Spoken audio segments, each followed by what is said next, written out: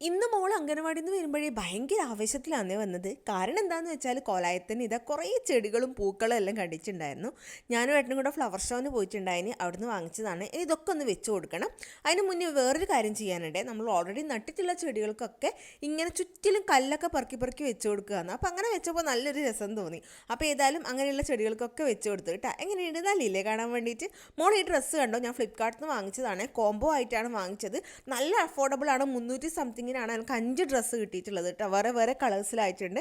നല്ല ക്വാളിറ്റി ഉണ്ട്. ആർക്കെങ്കിലും വാങ്ങിക്കണം എന്നുണ്ടെങ്കിൽ ഞാൻ താഴെ ടാഗ് ചെയ്തിട്ടുണ്ട്, അത് ക്ലിക്ക് ചെയ്താൽ മതി. അപ്പോൾ ഒരു ചാമ്പക്ക തൈ കൂടെ വാങ്ങിച്ചിട്ടുണ്ടായിരുന്നു ഫ്ലവർ ഷോന് പോയ സമയത്ത്. മോൾക്ക് ചാമ്പക്ക ഭയങ്കര ഇഷ്ടമാണ്. എവിടെ ചാമ്പക്ക കണ്ടാലും വേണം വേണം എന്ന് പറഞ്ഞിട്ട് കരയാൻ തുടങ്ങും. അതുകൊണ്ട് നമ്മുടെ വീട്ടിൽ തന്നെ ഉണ്ടെങ്കിൽ നല്ലതല്ലേ എന്ന് വെച്ചിട്ട് അങ്ങനെ വാങ്ങിച്ചതാണ്. ഒരു കൂർക്കൽ ചപ്പും പറിച്ചിട്ട് ഇത് എനിക്ക് നടണം എന്ന് പറഞ്ഞുകൊണ്ടാണ് നിച്ചൂട്ടിയെ നടപ്പ്.